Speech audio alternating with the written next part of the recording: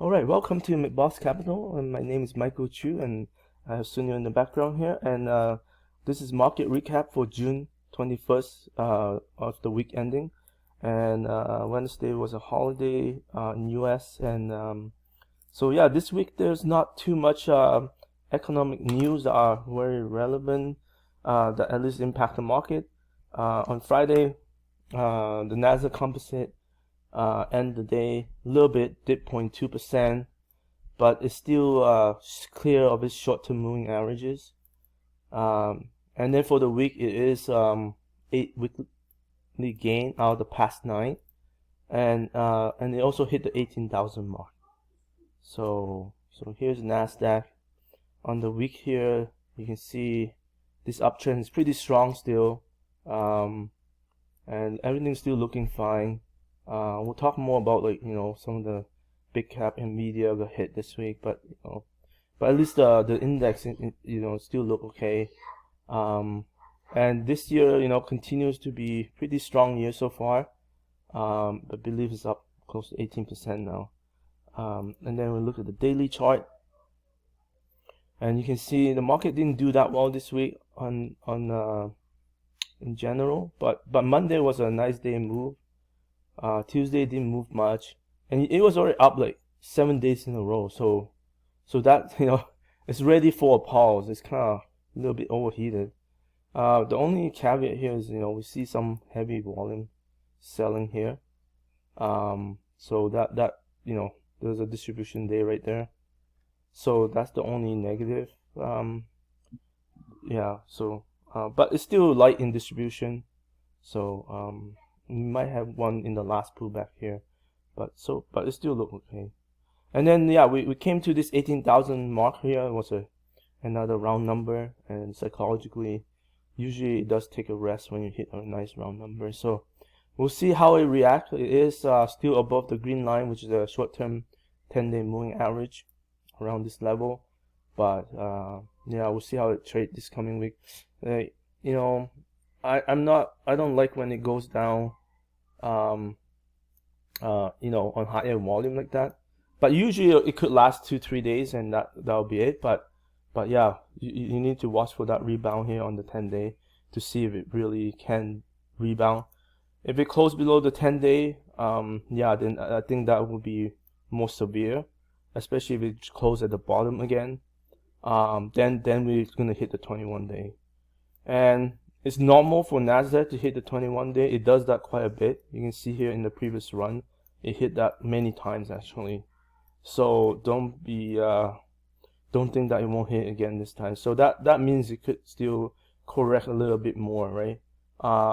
At least yeah. So we're probably halfway from there right now. So it still could correct quite a bit.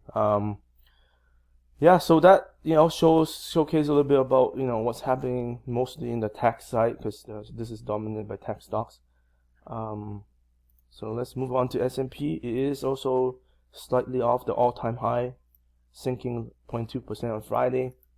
It also turned in weekly gain, and also recent A of last 9 weeks. So very similar chart pattern here on S&P. We go to weekly. Same trend here. It has risen again 8 out of 9 weeks right here, and then on daily chart, also very similar pattern. Gap up on kind of move up quite significantly on Monday. Tuesday it continued to move up slightly, and then Thursday it kind of topped, and I think that was the day. Pretty much most index have a big reversal from the morning. So here's the downtrend from the open here, and yeah, unfortunately I also bought into the market that day, so I'm a little bit under the water as well. We'll talk more about the stocks later in another video. But yeah, please, if you like anything in this video, please subscribe and also like it, and also follow the other video when we're going to talk more about specific stocks on my top 50 list. So yeah, Friday, I mean, it's more of a flat day for both indexes in general. Yeah, so it's more of a neutral day. We'll see if this trend continues, like the downtrend you know, the pullback and see what happens there. Okay, so on the breadth side, advances end the day with a slender edge on decliners on New York Stock Exchange and the Nasdaq. Volume was heavier, right, due to quadruple witching of, you know, of 4 different sets of futures and options expire. So that's why we're seeing huge volume this day. You can see even right here is, you know, much higher than the previous day. So if we go to daily, it's more obvious. So those are usually the option expiry day. I mean, you know, in general, it doesn't mean the trend will change, right? If you see from here, but it could be near though, right? Like you see it pull back, not that far away. Here it pull back. So here it actually changed. Well, it was kind of going sideways and then going down. So I mean, there's no certainty around that. You know, yeah. Okay, so yeah, going to breadth, let's jump to that.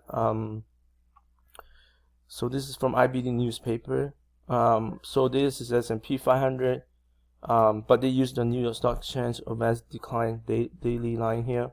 So you can see 1153 versus 1134, stocks up versus stocks down, and right here you see it's actually, you know, the market has been pulling back for 2 days now, Thursday and Friday. But the one good thing is, you look at the advanced decline line, didn't drop much. This is on the NYSE. On Nasdaq, same thing. You have a pullback for Thursday, Friday, and I mean, Nasdaq hasn't done well in terms of breadth. But you know, even, you know, Thursday it dropped a little bit, and then Friday it kind of went sideways. So, but you know, I think the S&P one is more stronger, and the fact that it didn't go down much on the advanced decline line also signify possible breadth improvement, right? So that's a good sign. We can jump to just to see another indicator is the equal weight S&P here, RSP, and you can see this week, yeah, you see Thursday and Friday is actually kind of up day for the equal weight. So that's very interesting, you know. So and then we look at QQEW, which is the equal weight for Nasdaq 100. And yes, Thursday it went down, but Friday it kind of popped back up. So you can see these two actually have a pattern for both of them. This is ready to break out right here on the cup with handle pattern. And RSP, you know, it's not like, I mean, you know, this is kind of a low entry point if it does break out from here, because there's a lot of consolidation around that resistance. So if it does break out there, it will look pretty good too. So so both of them looks like they're in good shape. So if the breadth do improve from here, which I do see signs at the stock level, we'll talk about that. That's why I'm buying into the market right now, hoping for a rally here in more breadth, and which will give you a better chance of success, since you're not so narrow, having to pick the right stocks, right? Or at least the top stocks. So we'll see. It looks good so far this week, and you know, market tend to go up, you know, especially when the market has been pretty hot lately. Like, you know, Nasdaq went up, you know, 7 days as I mentioned, and go back 2-3 days. That's pretty normal action. So again, even Friday, they only gave up very little, like 0.2%. It shows that, you know, on high volume, right? You have to remember Friday was a high volume day. The fact that it traded so tight, also another good sign. So yeah, overall, I say the market so far looks like in good shape. And again, no new distribution days on Friday. Right now, there's 3 on S&P and also 1 on Nasdaq. So that's that. Now, small caps, Russell rising 0.2%. It kind of stuck below the 50-day line still. So let me jump to that. Russell here. So yeah, this is still on a downtrend. That's the only problem. The one good sign I saw this week, again, it's not mean a lot, because it has constantly, you know, we talk about this for weeks now. It's just constantly making new lows, right? And then the low trend right here. and even the couple of times it surpassed this upper channel line here, it still didn't work. So and watch for that, right? Like it closed under, even though it went above it, it closed under it. So if you ever close up above the trend line and close on the day at the at the high end, that will be a change in tune, right? Doesn't mean it'll work. And then you watch for the follow through day next day and see if it continue or at least go sideways and not give up much. Then that will give you a really strong sign that possibly this could have break the downtrend. The other thing is like it found support on Friday here. So on the 15-minute interval, it dropped in the morning. This is the low, and then on the intraday, you see it. It was giving back after this run, but it found support pretty quick, and it closed at the upper range. So another good sign that possible this time it might work. And also the the moving average has all converged right now, like to the same point right here. So that's also another good sign. So like I said, if it pass here, it is a strong indicator that it might work this time. And when Russell runs, we've seen that before, it runs pretty strong. So but this one is really choppy. So so again, we know out of the woods because Russell depends so much on interest rate policy. So it could be just another short-term move and then come back down again. We're constantly seeing 2100 and 22,000 seems to be the normal. It's stuck within this range now for like how many months now? 6-7 months. So yeah. So anyhow, that's Russell. Let's jump to Dow Jones as well. So Dow has performed quite well this week, surprisingly, because it wasn't doing that well in recent weeks. And go to weekly chart. It's almost looked like a double bottom now pattern, and that's not a bad thing. It's not a perfect double bottom, but basically you do have this double pullback here. And right now it is close the week above the 50-day, which is the red line. So that's also another positive. And also and it actually went up on Thursday, on the day that Nasdaq reversed. So they went opposite. That's a funny thing on that day. So and then Friday, look at how tight it traded. So that's another strong sign that potentially, when you have a big update like this and then it trade tightly the next day, those are good signs. Potential trend line right here forming on the uptrend. So let's see. So growth stocks were spanked by the bears on Friday, and it's like 1.3%. So here's the IBD 50 index, and we've come a long way from this pattern. We have this really nice cup-shaped pattern, and then we have a 6-day down here on the pullback to the 50-day line, and then it kind of slowly, this 1 day up was a really good day.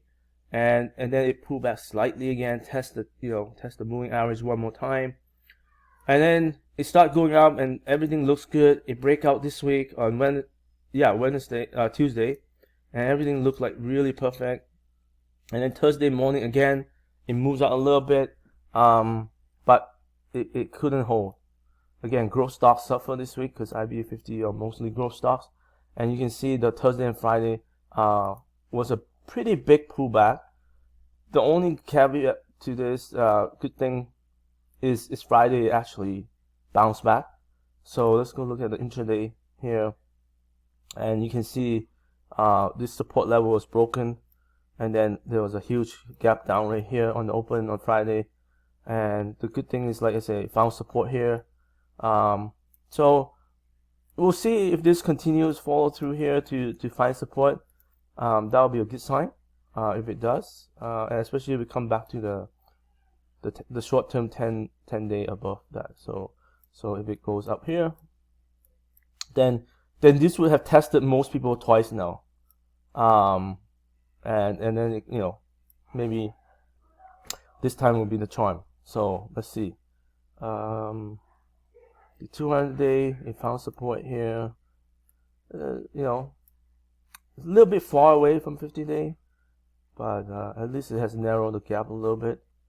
But yeah, this test was brutal, I'm sure, for some people, depending what stocks you're holding. And I bought some stocks I got knocked out pretty fast too. So yeah, unfortunately that happens. All right. So IBD still recommend exposure level at 80 to 100%, which is pretty much the highest level. But the fears of pullback is growing, so it makes sense to start to be at the lower end of that scale. And making new stock purchase also may not work, right? So the other thing that happened this week was retail sales are slowing. So let's jump to that chart here on IBD. So here it says retail sales are sluggish in spring. May sales rose 0.1%, but it missed the wheels, right? So meaning it's slower than expected. And also April sales were revised down to right here. You can see April, both regular retail sales and also excluding auto gas, they both are down.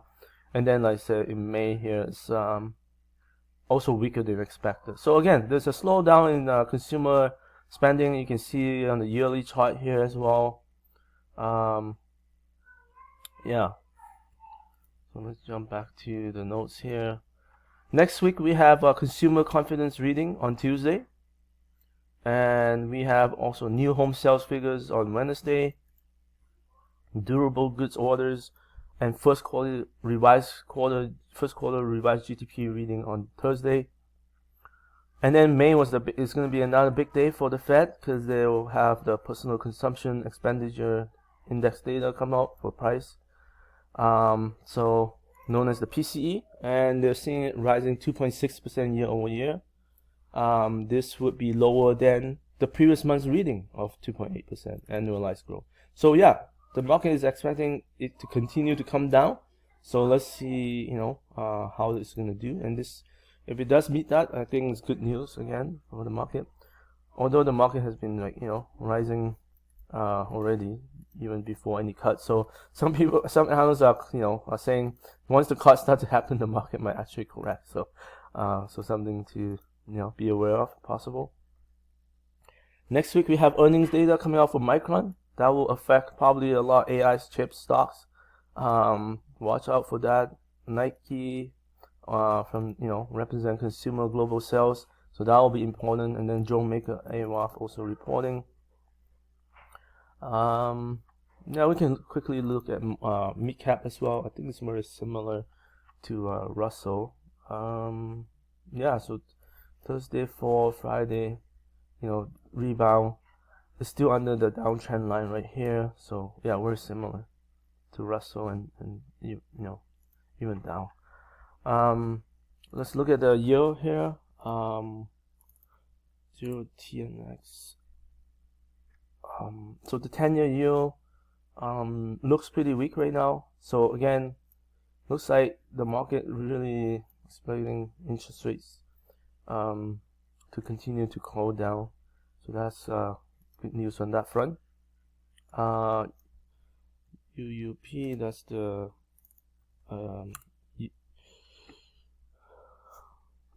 that's the US dollar here, and it's starting to gain traction. That's very interesting. So it's on a really nice uptrend. You can see this uptrend. I mean, this is it's been continuously going up, and again, because US economy is stronger than so many economies in the world, and they haven't had to cut rates, and while other countries, EU and Canada, and I can't remember, there's other countries now starting to also cut rates in the world. So it looks like the US dollar just continue to climb now. It looks like it broke out this Friday and Thursday here, so follow through on Friday. So that's a really good sign.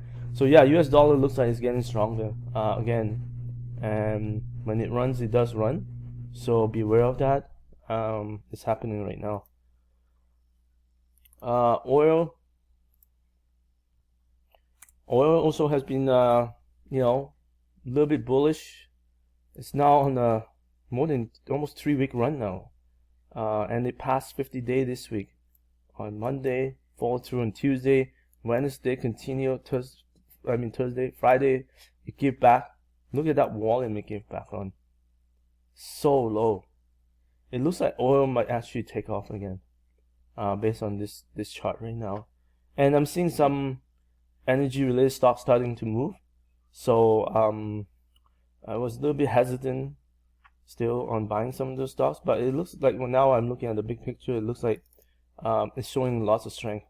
So and right now we're in June, because usually the summer season peak by August. But yeah, we'll see if this, like, you know, if it goes, I think it might go at least up back to this point right here, and then we'll see what happened there, because it did fail before.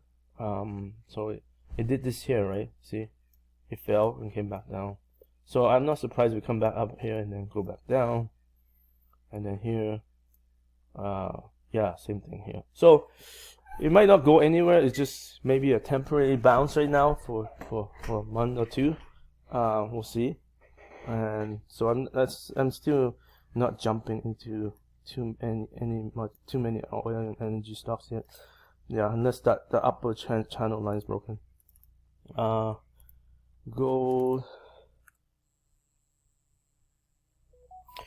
has been kind of just doing not much on the weekly chart. You can see here it's kind of building, you know, a base on base pattern right now after this big run. So not necessarily bad. I think Jim Ropel is still holding his gold stuff. So because this is, you know, he calls it the Mona Lisa, right? Because, you know, it broke out from this huge channel line, and it could be a long-term run, is what he said, right? And you can see right here. So yeah, you know, if you're a longer-term investor, this could be something to hold for longer term. And it looks like it's just basing right now after, like, say, a good gain. So so it could continue. And copper, it pulled back this week as well. So this one is still on the like, this has corrected significantly after this run. So this has corrected a lot more than gold for sure. Yeah. Let's look at the wicks. I think it's pretty low. I remember last week. So let's see if it's still. Let's come out a little bit, not much. Yeah. So Thursday was the day market reversed, so it climbed, and Friday fall back a little bit. So it's still quite a bit above the short-term moving average. So it looks like it's just kind of gonna, you know, we had this sharp bounce here. I don't know if we're gonna see another one here, but it hasn't really been too volatile compared to, you know, earlier time in April. Okay, so that's that. We already talked about. Oh, okay. We already talked about AD line. Let's talk about the accumulation distribution that we track on the Boss Capital side here. Give me a second. Where is my...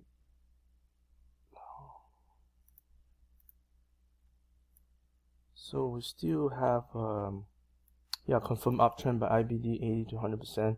I think Thursday was the day it has a distribution day. In terms of the accumulation distribution side, industry groups, you can see it was kind of weak on the first 3 days of the week, 3 sessions, and then Friday it actually got out pretty strong. Like, there's a lot of selling too. See, 61 industry group being sold, 83 under accumulation, and that's based on how many stocks in that group are being net. There's more net accumulation. But overall, there's 328 stocks being accumulated and 295 being distributed on Friday. So again, you can see the numbers have jumped from, like, surprisingly on Friday. And that, again, that due to the volume, right? Because this takes account into the volume as well. So because Friday's volume is so high, so that's why we see a big jump in the numbers. But overall, it looks like there's some accumulation on the tech side. Surprisingly, there is some accumulation. Retail 14, health 3 stocks, financial 9 stocks. So this is again a net number. So and then you see commodities and industrial still a little bit weak. Yeah. So again, nothing stand out other than tech, and I think discretionary, yeah, also stand out a little bit on the retail side, I believe. So that's from that. So July 31st is the next Fed meeting, which is over a month from now. So it's almost 90% no change. September, 60%. It's kind of ranging, right? It's been moving around. This 60 seems to be the average number. It goes up and down between 55 and 65. So yeah, it's still projected. The market still think the Fed will cut in September. Obviously, I think in the July meeting, I think I hope anyway, that the Fed will make an announcement that they will cut in September. If they don't, I don't know. Then they might, they always can also do it last minute. Like, a week before that meeting, they might, release something to the I think one time they released the Wall Street Journal that they're gonna cut. So they could also do that. Again, they just need to see more data on the inflation side to see if it's actually continue to stay down. Recent numbers are really good, so yeah, so that could be so we could have the first cut in September still. So this is from June 20th. It was previously at 3.1% GDP forecast by Atlanta Fed, and now is at 3%. So it's pretty stable around the 3% mark. It dropped early on in June, but then it kind of climbed back. So yeah, still looks like the economic growth here projection looks pretty good. Yeah. On the economic calendar side, like we talked about home sales on Wednesday, consumer confidence Tuesday, GDP revision, jobless claims on Thursday, and then Friday is the big day, PCE 2.6%. That's the estimate, I believe. Yeah, forecast. Okay, so yeah, so we're watching for that, and the core PCE is expected to rise 0.1%. So like very minimal, so that's good. So CNN Fear Greed Index at 41. So surprisingly, there's lots of fear on this index. I'm not sure exactly why that is, but perhaps the market is just so narrow that most stocks aren't performing well. And so unless you, again, it's a very thin market. Unless you are in the right stocks recently, you're probably not making money. And then on the AAI triple consumer sentiment survey, investor sentiment survey, June 19, so Wednesday, 44%, so unchanged from a week ago. Again, Thursday, Friday, we saw the big pullback on techs, so this might have been, lower a little bit. And then the bearishness has also dropped as well. So this one is a little bit more bullish than CNN. Take a quick look at the sectors here. So this week, communication service and consumer discretionary were the strongest area, while energy technology lagged. This is from Friday, so we'll go look at that. So let's jump into the sectors. So you can see XLK broke out right here from this pattern here, and then pull back slightly to test one more time on the 50-day and all the short-term moving average, and then it has this really strong rebounds right here. And then now we saw Thursday, Friday pullback. Again, we haven't hit the 10-day moving average. And both of those days are on strong volume, so could have another day of selling, and hopefully that will bounce from there. That's the hope here. So yeah, and there's 21 day. If it does pull back to 21 day, then it has much more room. And the 50-day is starting to curve up, so that's usually a good sign that this could continue, this trend, this rally trend here. So that's okay. We have communication services. So communication service, you can see Thursday, Friday actually bounce, which is a good thing. So that's why it's a little bit stronger. Relative strength is also stronger. So that area is doing good.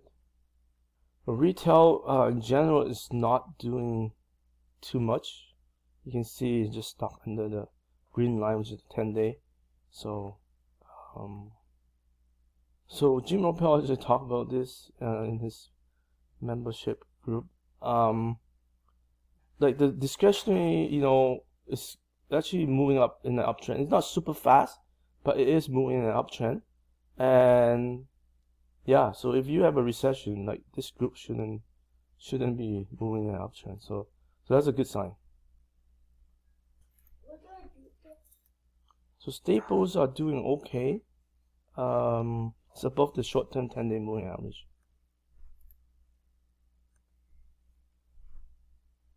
Industrial, again, we have a strong week in Dow, like okay, better than other index. So right here, it's just trying again. If we pass this red line, the 50-day, that would be a good sign for Dow and industrials.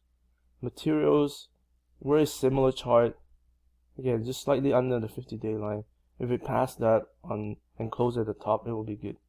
Utilities continue to be a downtrend. You can see Friday closed at the bottom, so quite a little bit weak. On the health side, it has some rebound here on Thursday and Friday, so that's something that I also saw on the stock side. I bought some health stocks as well. Energy, again, it has shown strength. But overall, when you're looking at all the stocks, it's still quite weak, and we're still on a downtrend. So on the financial side, it's holding up pretty good. You can see now 3 days is above the 50-day line, so that might be a change of character here. So financials, again, it seems like industrials and financials, which is the weaker side of the market, has now starting to show some strength. So possibly. And then real estate, just being stable here, hasn't moved that much. So we're going to jump into the subgroup here. We have, again, the semiconductor group, the strongest group in the market. It has pulled back, and now it has pulled back again. Now it is still a little bit extended from the 21-day. I'm not sure it will come back down. It could come back down one more day to test that. And then before it bounces. So we'll see if that happens. That's probably a good case scenario here. So we can look at the big cap guys. So Nvidia is definitely following the same trend. So we have this huge reversal right here, and unfortunately, yeah, it was a pretty big reversal too. Like I think it was up 3% in the morning, and then it came back down, and then the next day it fell again. So this, the volume has spiked up, and we look at intraday. It broke. This kind of break is usually, very negative, because it kind of like it took 1 day or 2 days, and it broke like 5 days of trends. Those are the worst kind of break. So right here you can see lots of support at this level. So hopefully it doesn't break that, because if it breaks that, it's gonna break hard. So let's see. Again, this will correlate to, like I said, the 21-day right here, which is still quite a bit down. So now there's a big question, headline everywhere. Is this it for Nvidia? Is this, and if Nvidia goes down, is like let's say it has a bigger correction here, does that mean the whole market is gonna go down too? I don't know, but for sure, a lot of chip stocks probably will follow this. So and we saw that on Thursday. So we'll talk about that in the stock video, in the next video. So please follow that. But yeah, this one, it's really far away from the 50-day, which is near the buy point right here. I still don't see that it will come this far back, but you never know, because these 2 days are pretty severe now. But again, I think the 21-day will shake out a lot of people, because I think a lot of people will set their stop around 21-day for short-term traders. So I think that's something to watch. Now, if it rebound from here on Monday and never even go down there, that's a good sign. That's highly possible too. So, but right now, a lot of chip stocks are just getting hammered. So if you jump into the bandwagon this week, you're probably under the water, as I said, because it just undercut over the previous 5 days so far. Like so. So depending which day you bought, that's how much you down. But yeah, again, the AI story is not going away. So long term is probably still the best stock to own.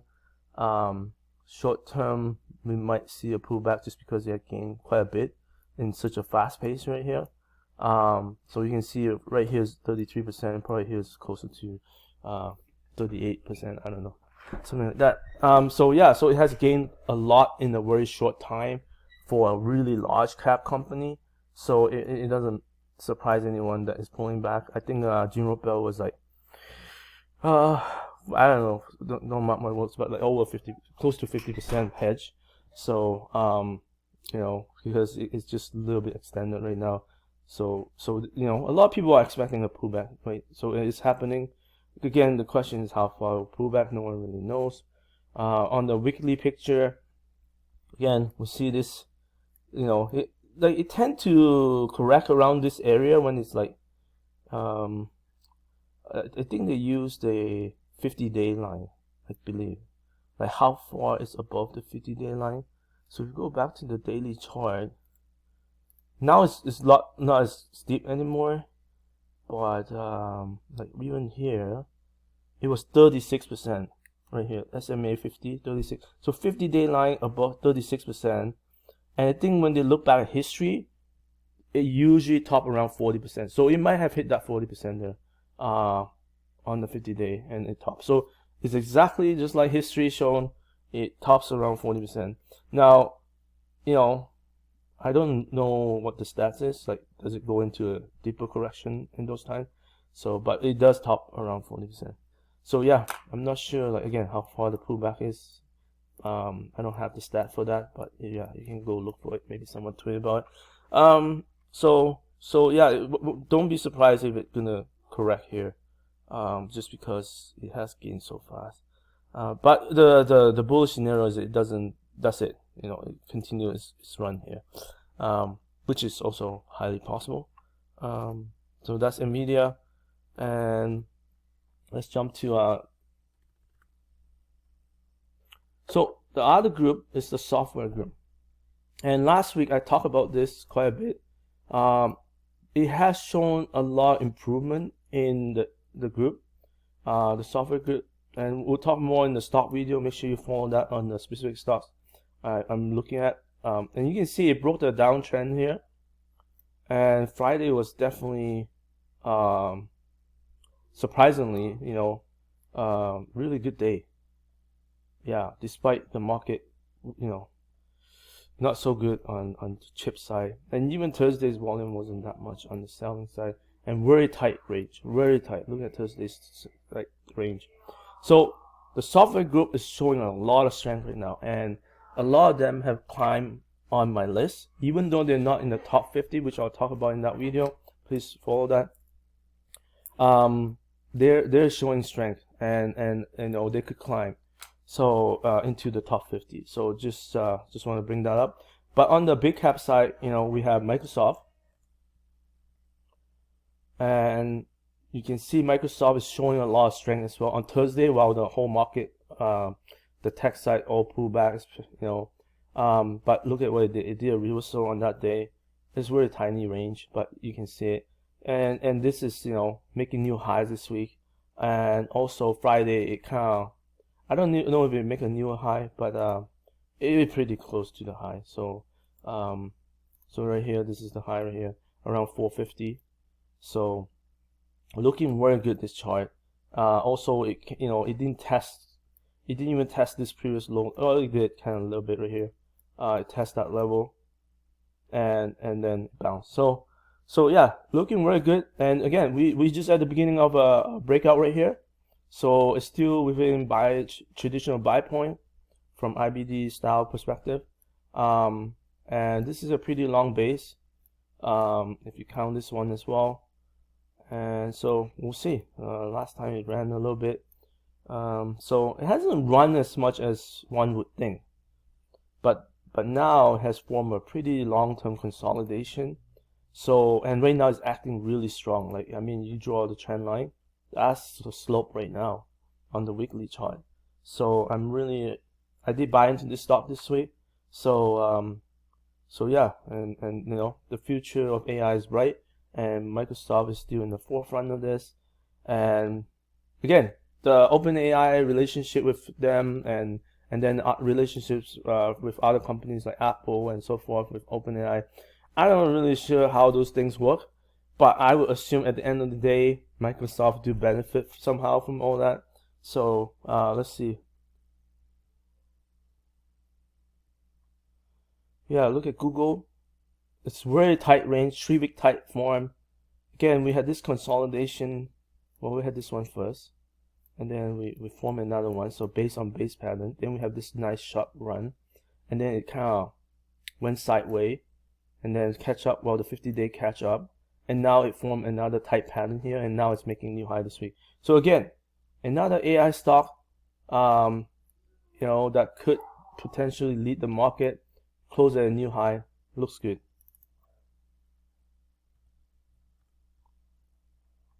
Here we have Amazon. Amazon is also making a move now. Look at that. So it did cross this trend line here. This early buy point. Again, the good thing is Friday, you know, if the stock is up, especially on like breaking out any trend line and or traditional buy point, that volume, you know, even though it's a quadruple witching day, it shows that, you know, the price movement is on the right side. And so that also gave me confidence that you know, all those exchange, even though it's due to options and whatever futures, it shows that, you know, people are not willing to let it go down. And so that's a good sign, right, in my opinion. So let's see. So again, all these big caps are having similar trends. And Meta is probably the only one Friday didn't do well, which is kind of weird. I don't know if there was any news. But yeah, but you know, it also formed a very tight cup with handle pattern here that IBD has drawn. And you know, I guess this one you might have to be a little bit more patient and see if it breaks out. Let's jump to Apple. So Apple, you know, has climbed a lot very fast. And then we have this 2 big day in the developer conference last week ago. It ran up, and then, you know, it's running really fast, right? So you expect some digestion. It went sideways. Unfortunately, it just couldn't hold that level. Then it fall back. Now we're at the 10-day. So again, normal behavior, especially after such a quick run. Now it's going to test this 10-day moving average, you know. But overall the stocks still look pretty good. So, so that's that. Tesla continues to build this really flat base right here. Tried to come out, it fell so far. But it is in a very tight range. It is above the short-term moving average. So, you know, I really have mixed feelings about this one, because the law, you know, from a chart perspective, it looks really good. Even Jim Ropel highlighted this because the volume on the sell side has really subsided, which is unusual. If you go back, look at this, you have never seen volume this low on the sell side. So that's why, from that perspective, it looks really good. So I think that's, again, fundamental. I mean, you can believe what you want to believe in terms of the future, but the technical picture doesn't lie. It tells you what's happening on the sell side. So it looks pretty good. Netflix. This one also, you know, I've also got into this stock this last week, and you can see I'm adding positions there. It's broke out right here and holding really tight, going sideways right now. Looks very promising. The volume has on the buy side is really high, and then on the sell side, not much selling, and even recent selling like 2 weeks ago also very low. So that was this right here, and then like I said, it's going sideways. It's letting the 10-day catching up.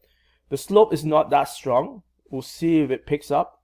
But right now it's, you know, it's on an uptrend for sure. It's just, you know, we'll see if this slope picks up. I don't know. Sometimes, you know, even if it doesn't pick up, This is like probably 35-degree angle. It's probably okay for a stock like this. Those stocks may be easier to hold, right? Because they won't shake you out that easily. So thank you for watching the video. If you like anything, please subscribe and like it. We're gonna make another video right away on the top stocks on my top list. Please follow that. Thank you.